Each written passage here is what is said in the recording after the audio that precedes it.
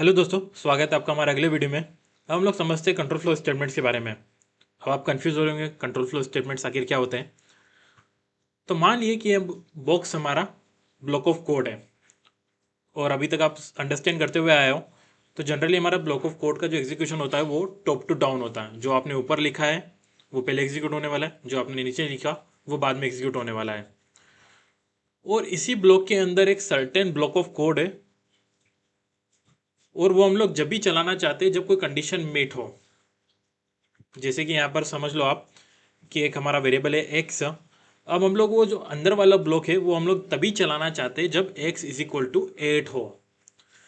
तो वहाँ पर हमको कंट्रोल फ्लो स्टेटमेंट्स हेल्प करते हैं हैंडल करने में कि अगर एक्स इज इक्वल टू 8 होगा तभी वो ब्लॉक ऑफ कोड चलेगा, नहीं तो कोड हमारा नीचे मूव कर जाएगा और वो बॉक्स के बाहर वाला कोड एग्जीक्यूट करने लग जाएगा।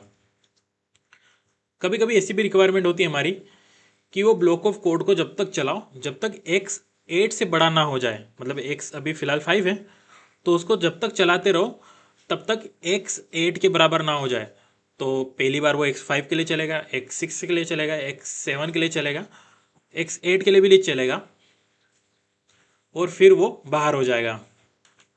अब ये हमारा कंट्रोल फ्लो स्टेटमेंट का पहला वीडियो है। कंट्रोल फ्लो स्टेटमेंट को हम लोगों ने 3 पार्ट में डिवाइड किया है।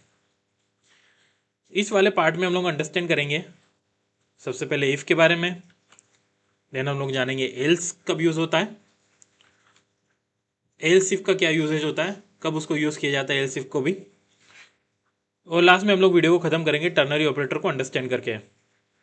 अब आइए चलिए मूव करते हैं कोऑर्डिनेटर पर और अंडरस्टैंड करते हैं इफ को सबसे पहले। तो यहाँ पर मैंने ep8 वाली फाइल बना ली हमारी। अब चलिए यहाँ पर एक एग्जांपल ले लेते हैं हम लोग एज वाला। मैंने एक वेरिएबल बनाया int age is equal to 16, ठीक है। और एक मैं प्रिंट स्टेटमेंट ले लेता हूँ यहाँ पर जो कि हम लोग को थोड़ा आइडेंटिफाई करने में हेल्प करने वाला है। एंड करके मैं लिख देता हूँ। अभी हम लोग इसको चला लेते हैं तो ये एंड हमारा प्रिंट हो गया। अब हम लोग ये चाहते हैं कि अगर उसकी एज 18 से ऊपर हो गई तो हम लोग एक और स्टेटमेंट प्रिंट करना चाहते हैं कि यू कैन वोट, ठीक है। तो उसके लिए हम लोग क्या करेंगे, हम लोग इफ कीवर्ड का यूज करने वाले हैं और हम लोग ब्रैकेट के अंदर वो कंडीशन पास कर देंगे कि अगर एज ग्रेटर देन 18 हो तो वहां पर प्रिंट कर दो कि you can vote. Actually greater than नहीं, ग्रेटर देन इक्वल टू। ये आपने हमारे ऑपरेटर वाले वीडियो में पढ़ा होगा कि ये हमारे कंडीशनल ऑपरेटर होते हैं कि अगर वो एज 18 से ग्रेटर होगी तो वो ट्रू रिटर्न कर देगा, नहीं तो वो फॉल्स रिटर्न कर देगा। तो यहाँ पर हम लोग प्रिंट लगा लेते हैं यू कैन वोट। हम लोग इसको रन करते हैं। अब एज हमारा 16 है तो वो प्रिंट तो कर देगा एंड को, बट वो यू कैन वोट प्रिंट नहीं करेगा।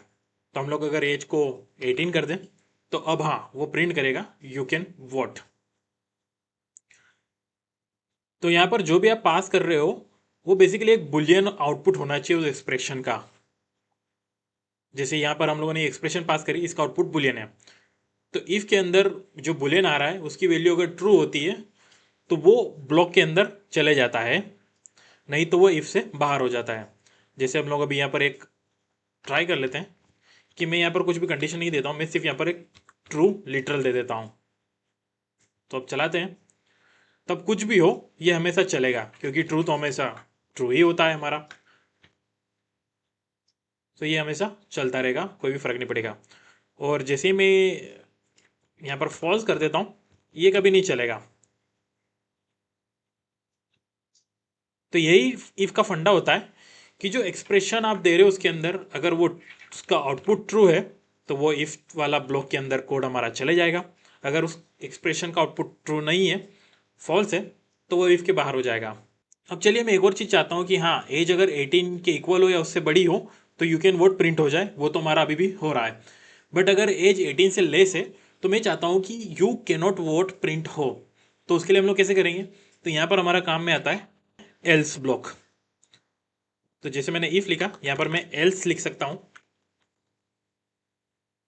और यहाँ पर मैं प्रिंट कर देता हूँ यू कैनॉट वोट।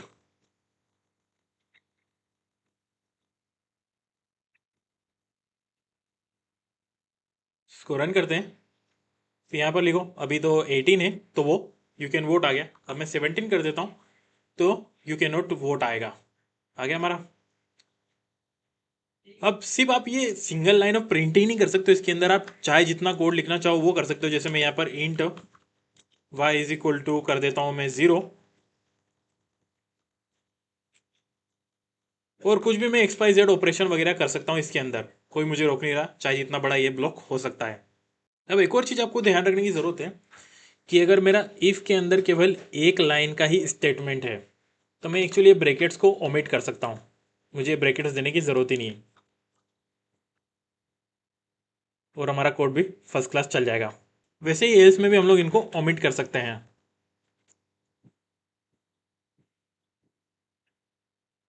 बट एक और चीज़ आपको यहाँ ध्यान रखने की, अपनी ओमिट करते तो आपकी ये जिम्मेदारी है कि इफ़ के अंदर जो कोड लिखा है वो सिंगल स्टेटमेंट वाला ही हो। अगर आप उसके नीचे अगर सोच रहे हो कि मैं एक और ऐसा कोड लिख दूँ जैसे मैं यहाँ पर लिखता हूँ, अब ये हमारा एल्स के अंदर काउंट नहीं होने वाला ये वाला कोड हमारा, ये बल्कि इस पर्टिकुलर ब्लॉक के बाहर काउंट होने वाला है।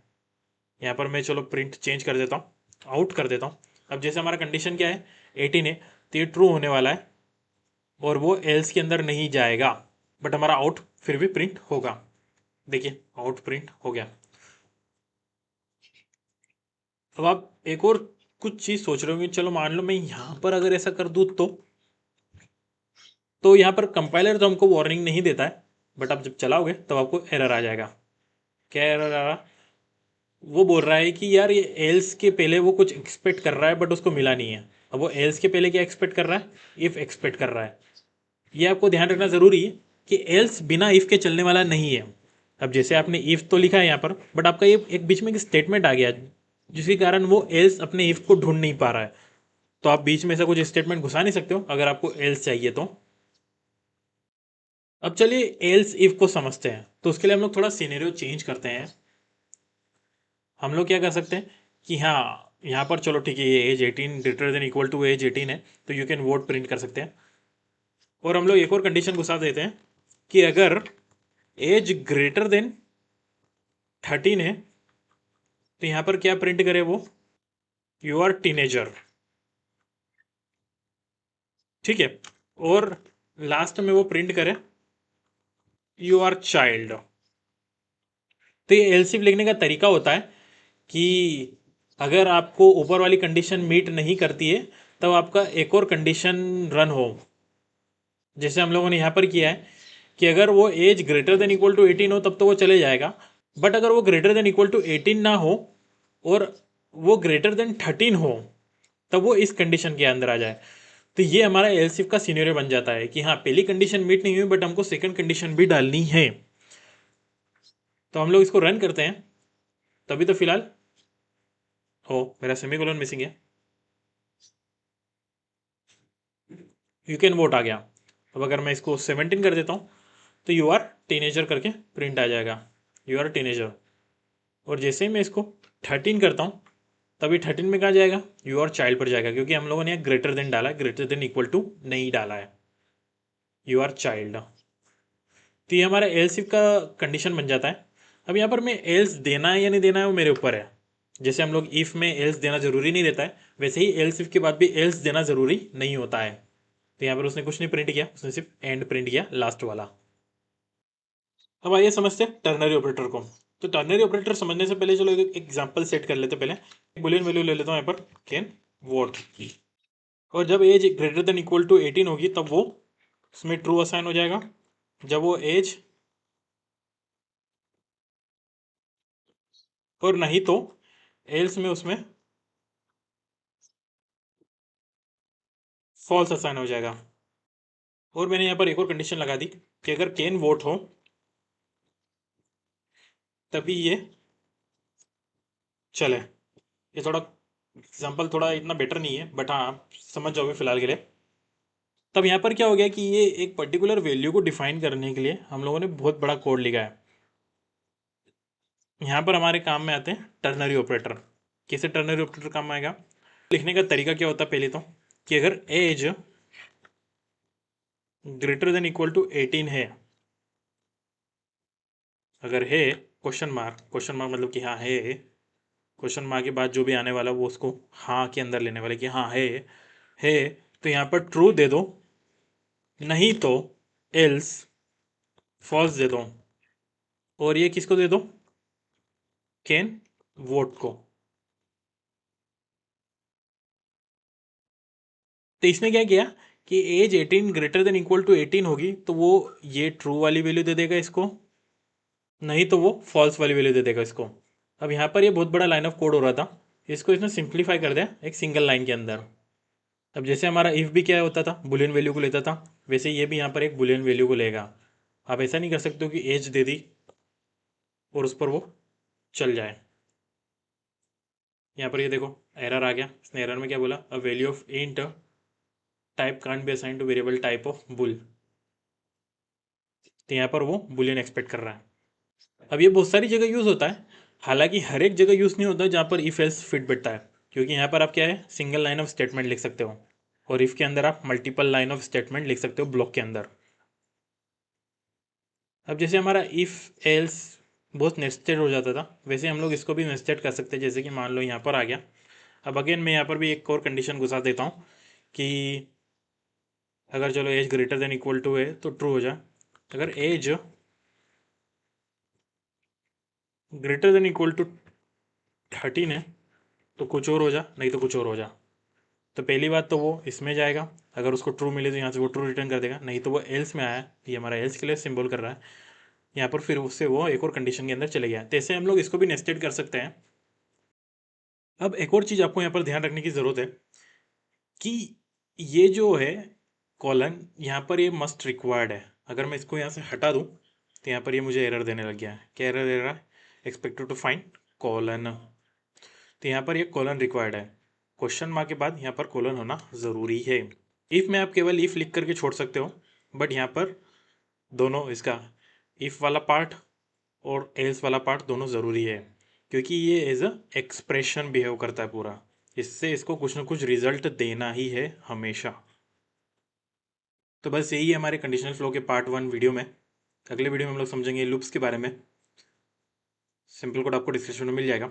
यहाँ तक बने रहने के लिए धन्यवाद। वीडियो को लाइक करें, शेयर करें और चैनल को सब्सक्राइब करें।